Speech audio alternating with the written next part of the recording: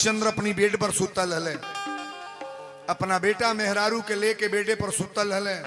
अब 12 बजे रात में विश्वामित्र बाबा सपना में आ गई। सपना में आ गई। हरिश्चंद्र देखा था कि केहू साधु दरवाजा पर आइल बा। हरिश्चंद्र अपना दरवाजा पर दौड़ के गए, कहे महाराज दंडवत, मैं सपना का बात बोल रहा हूं। कहले सरकार आसन नहीं। विश्वामित्र बाबा कहले आसन ना ले, तारा दुआरी पर आइल बानी, कुछ मांगे दे सके लगी ना। हरिश्चंद्र कहले महाराज हम दे देव का ना दे। अरे एक बेर तरुआ मुंह खोली। विश्वामित्र बाबा कहले राजा ने एक चीज हमको दे दो आप, ई जितना जहां तकले तोहार घोड़ा गइल बा, ई चाबुक हमके दे दा, ई राज हमार। तरी कोष में जितना रुपया पैसा खजाना बाई हमार। हरिश्चंद्र कहले महाराज दे देली। कहले दे देली।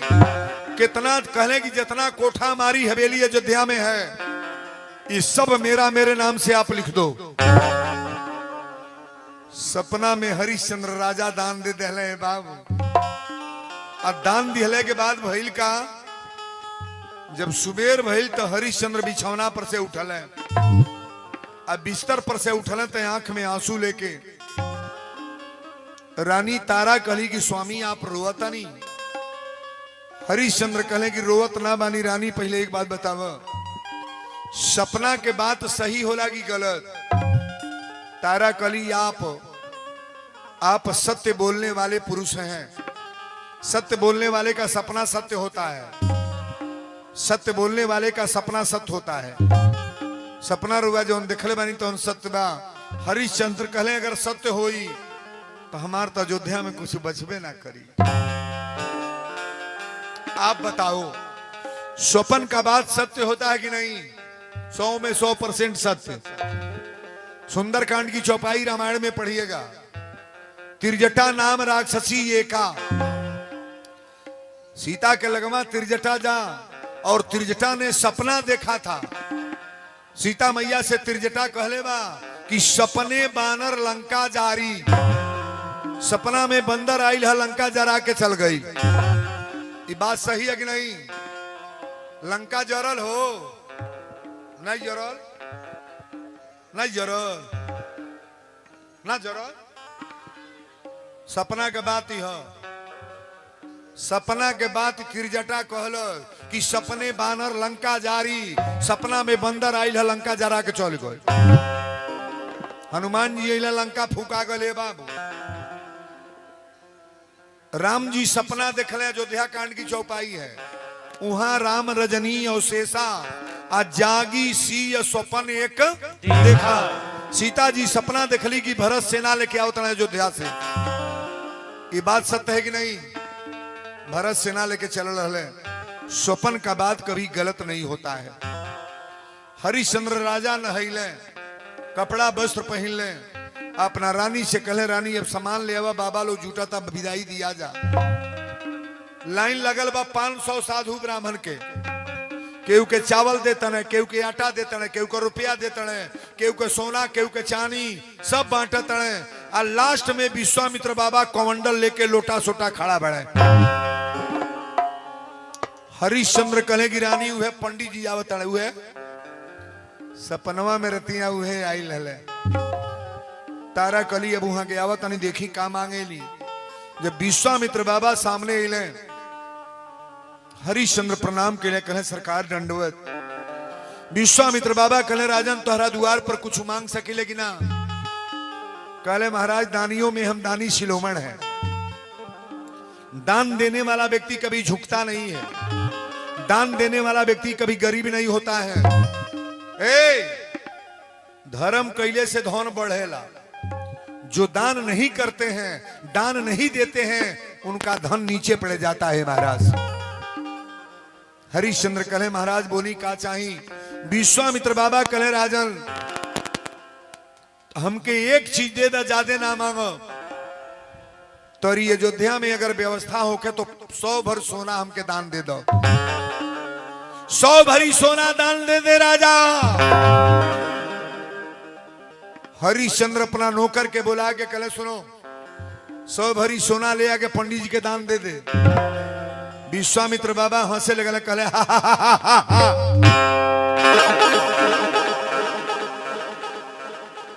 सत्यवादी राजा हरिश्चंद्र कहले, महाराज आप हंसत काहे बानी?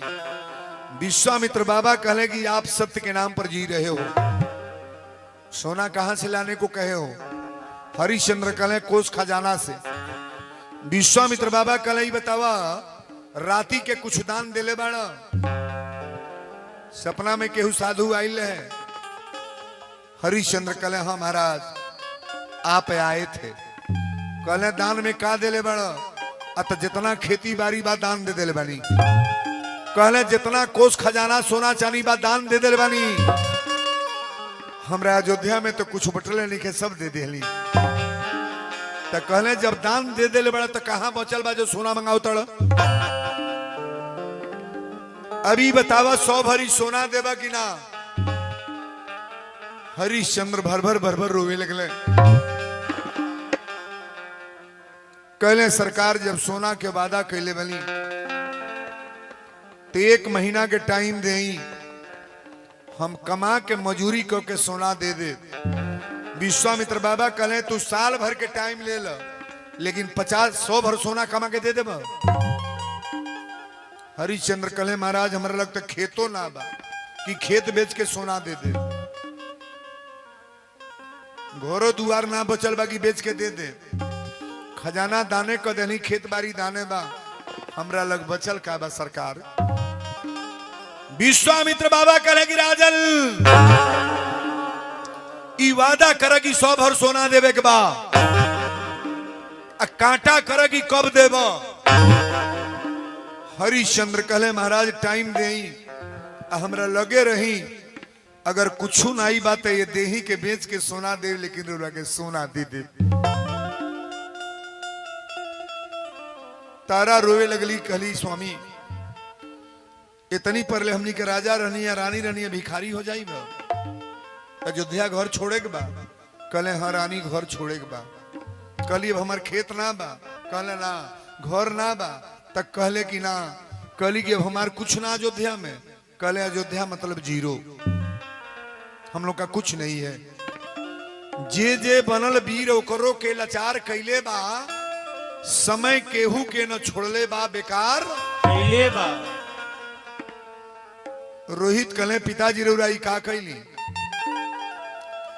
बिना जानल बुझल दान कैसे कर देली? हरिश्चंद्र से रोहित रो के कहले,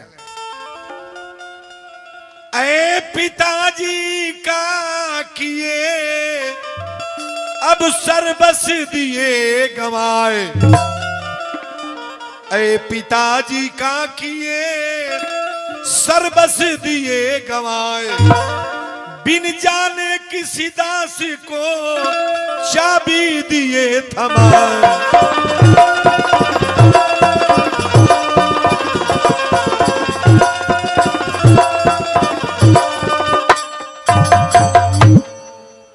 रोहित कहले, पिताजी बिना जानल बुझल चाबी काहे दे देली?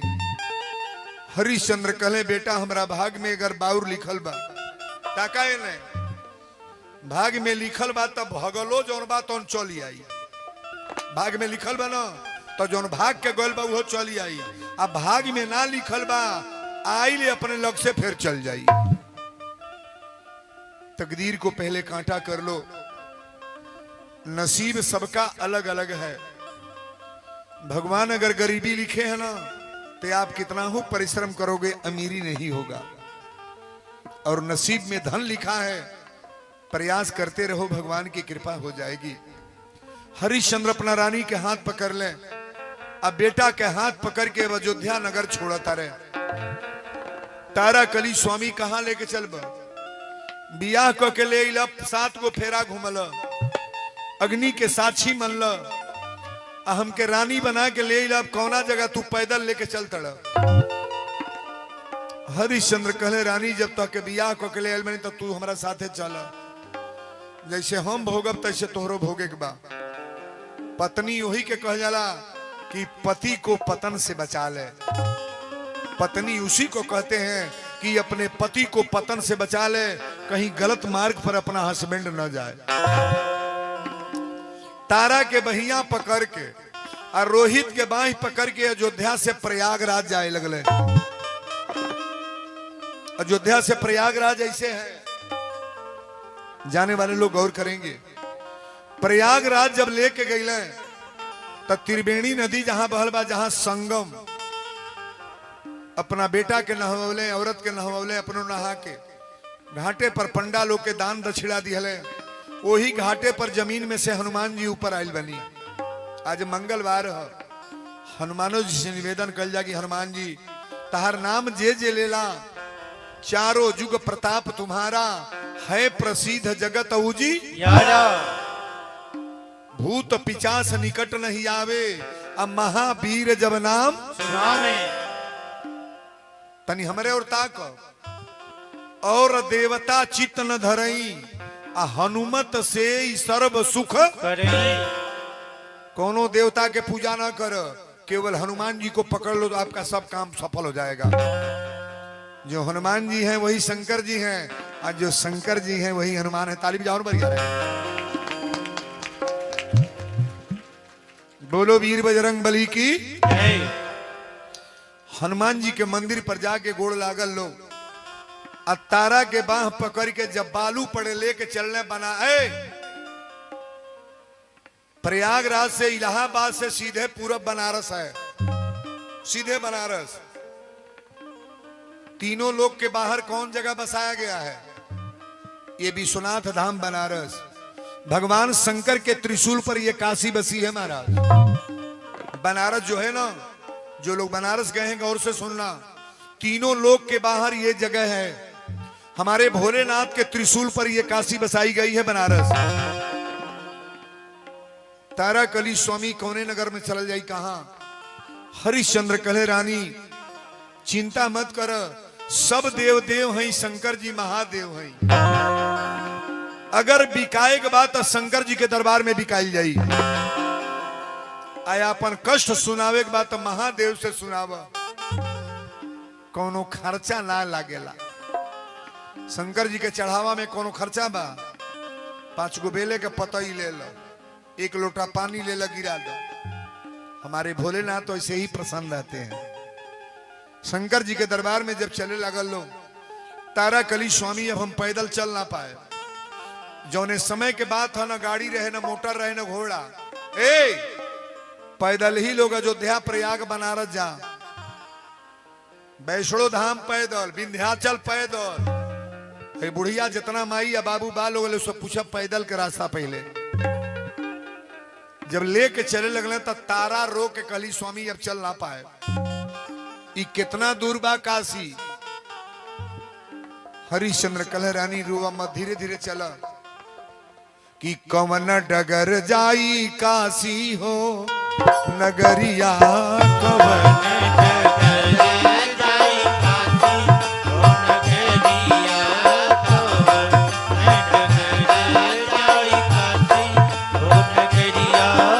तारा करली पुकार, सुन सैया हमार, हमसे बतलावा बतलावा।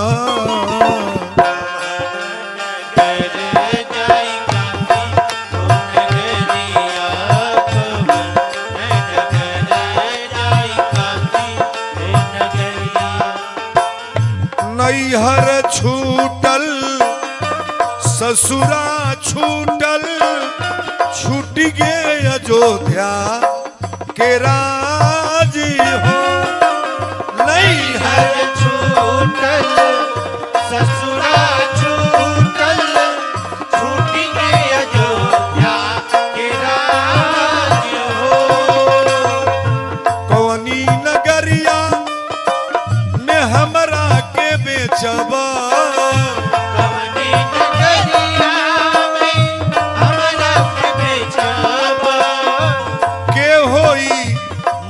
खरीदार हो। झरझर नैना बरसे जैसे सवनवा, झरझर नैना बरसे जैसे ओ सवनवा, झरझर नैना बरसे जैसे ओ सवनवा। तारा करली पुकार, सुन सैया हमार हमसे बतलावा बतलावा।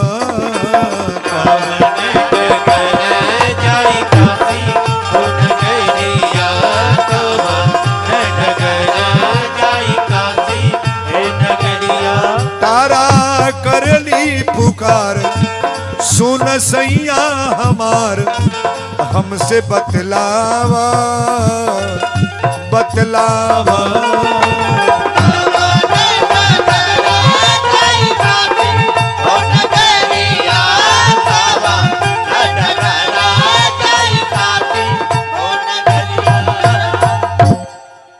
ए बाबू, मेहरारू लइका लेके बनारस में पहुंचल है। हमारा शंकर जी का दरबार है बनारस।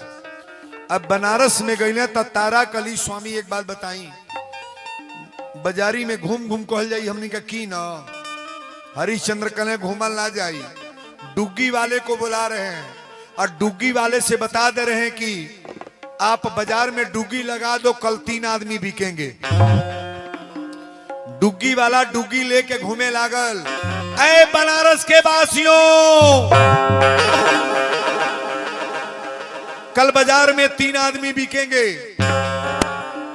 एक नौजवान औरत, एक 12 बरस का लड़का, एक नौजवान मर्द ये बाजार में बिकने के लिए कल आएगा। कोनो बाजारी में मनई बिकाल देखले बनी, लेकिन मनई में साधारण ना हरिश्चंद्र बिकाए जाता है, मेहरारू तारा बिकाए जातड़ी, रोहित बिकाए जाता है। और जब डुग्गी पिटाइल तो 80 घाट के बगल में पहले बाजार रखती थी। बनारस में आप लोग 80 घाट देख रहे हैं, ये मेन चौक पर बाजार लगता था। और यही बाजारे पर डुग्गी लागल, हरिश्चंद्र रेखा खींचल, पूरा बड़ा रेखा खींच देले। और रेखा खींच के अपनी औरत के हाथ पकड़ ले, अपना बेटा के हाथ पकड़ के। तारा कली सैया अब तो बाजार में गहकी के लगबे करी, पहले तू बतावा कि तू बिकैबा कि हम। मेहरारू कोनो चाहिए कि हमरे सामने मर्द बिका जा चाहिए। आ धरती पर कहीं सुनले बानी कि सिंदूर लगा के ले आके मेहरारू बेचल जाला। औरत के करे बल पर जिएली, अपना पति के बल पर। लेकिन तारा के आंख में आंसू आ गए। स्वामी हाथ तो पकड़ ले बड़ा, का जानी तोहार गहकी पहले लागी कि पहले हमार लागी। अगर हमार गहकी लागी तो हम तो खुश बानी कि पहले हमके बेच दिया, लेकिन हमरे सामने अगर तोहार गहकी लाग जाई तो ये धरती पर बनारस में कैसे जियब हम। ये रिश्ता बड़ा मजबूत होता है। हाथ पकड़ के बोली बोले जाता है। भगवान शंकर जी कहले हमारे हरिश्चंद्र हमार भक्त हवा, हमारी नगर में बिकाए आयल बना तो साधारण लोग से ना बिकवाए। सत्य के या धर्म के दूजनी के बना दिया। सत्य बन गए पंडित जी, आ धर्म बन गए कलुआ डोम। कलुआ डोम बन गई। अब वही बाजार में ये दोनों जनी चल गए बोलो कहा, जहां हरिश्चंद्र बोली बोला तड़े। रोहित कलम आई एगो बात कही, हमके पहले बेच न दे, हमके बेच के बाबा के सोना दे दे। बेटा कोनो नहीं चाहिए कि हमरा सामने माई बाप बिका जा। लेकिन तारा कहली बाबू कोनो प्रकार के चिंता में ना पड़। अब देखिए जो कितना बढ़िया भाव आवता। बहिया पकड़ के बोली बोला तड़े। ऐ काशी के बासियों सुन लो मेरी पुकार। ऐ काशी के बासियों सुन लो मेरी पुकार। बिकता हूं कोई मोल ले, होगा बड़ा उपकार।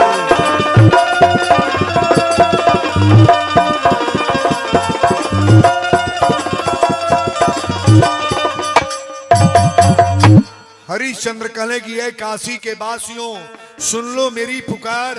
अब बिकता हूं कोई मोल ले, होगा बड़ा उपकार। पंडित जी दौड़ के जाके तारा के बहिया पकड़ ले। पहले गहकी केकर लाग गए, हरिश्चंद्र के औरत के गाहक लाग गए। पंडित जी जब हाथ पकड़ ले तो तारा कली भैया एगो बात बा, पहले हाथ छोड़ के बात कर। अब तो बाजार में बिका तनी तारा साथे चलही के बा। अपना पति हरिश्चंद्र से कली स्वामी पहले इनसे पूछ ल कि हमके औरत बना के रखी है कि नौकरानी। भरल बाजार में मर्द बेचा था मेहरारू जी की मरी। तारा कली पहले इनसे पूछ ला मेहरारू बना के रखी है कि हमके नौकरानी। अगर ये औरत बनी है तो इनकी साथे 1 करोड़ सोना देत हम ना जाए, और नौकरानी बनावे के बाद हमके ले चले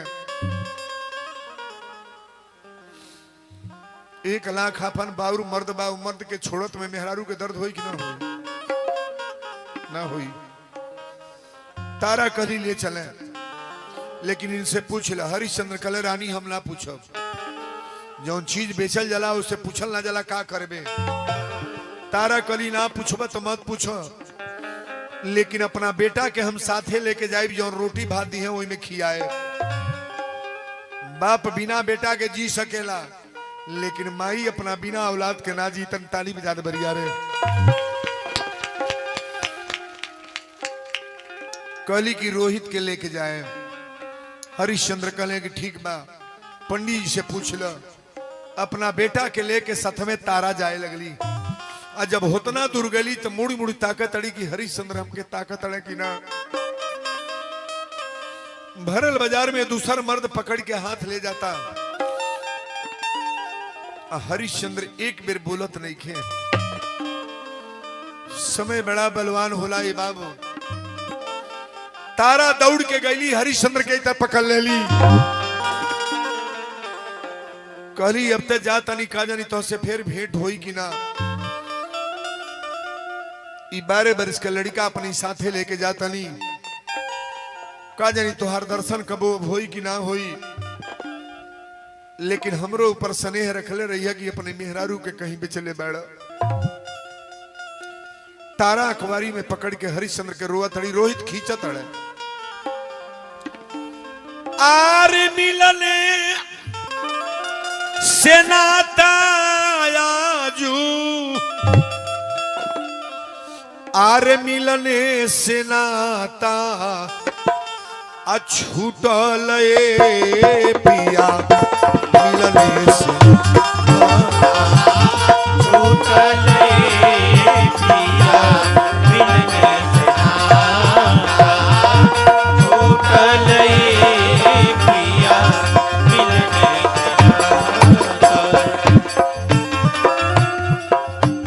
मिलने से ना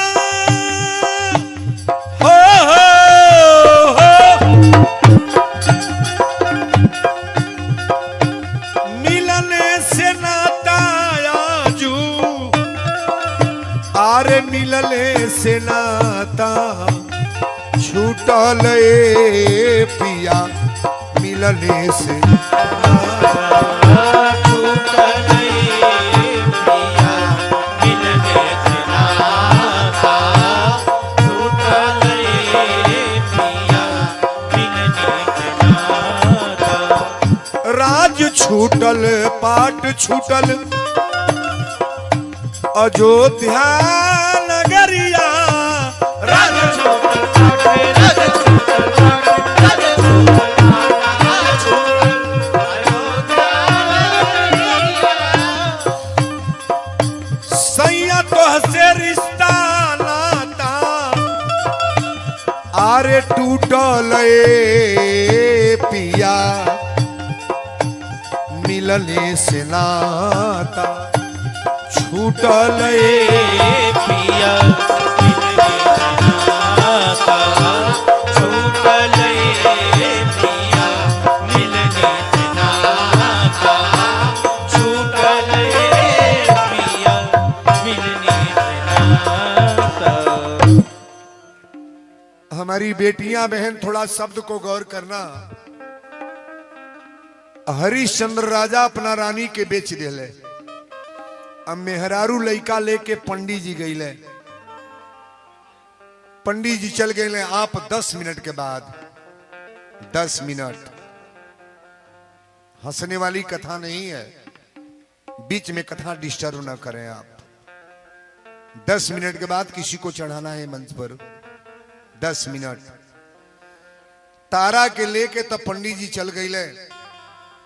हरिश्चंद्र सोचा था कि अब देखी हमार गहकी की आवता। ए बाबू बने के होला तो घर भर निमन रहेला, अजहिया बिगड़े के होला घर भर बर्बाद हो जाला सरकार। हरिश्चंद्र अपना बोली बोल रहे हैं। अरे आए काशी के बासियों सुन लो मेरी पुकार, ऐ काशी के बासियों सुन लो मेरी पुकार, बिकता हूं कोई मोल ले होगा बड़ा उपकार।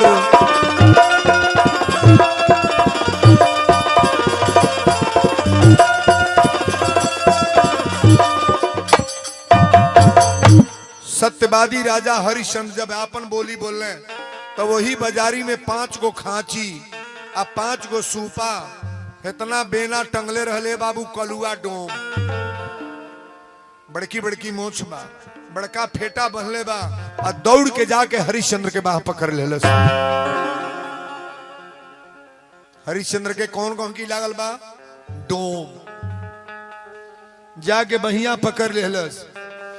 हरिश्चंद्र कले भैया 50 बर सोना रानी खातिर दिया, 50 बर सोना पंडित विश्वामित्र बाबा के दिया गए। कलुआ डोम कलश कितना कीमत तोहर बा? कहले 50 भर सोना औरी देवे के बाद पंडित जी के सोना दे दा, हमरा के लेके चला। कलुआ डोम अपना डोमिनिया से कलश तौला में सोना बा ले आ। 50 भर सोना दिया गई।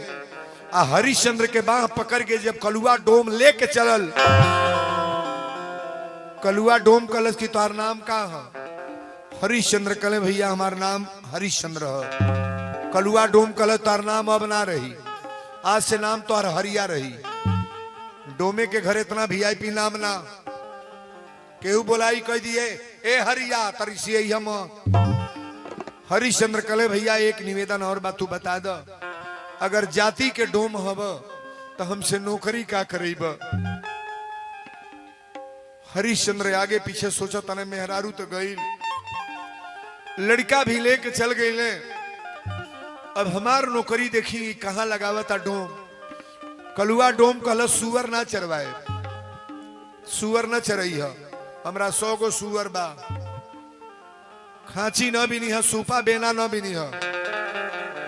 कहले तो करैबा का? कहले कामे में खाए ना जाइए डीबा पानी लेके।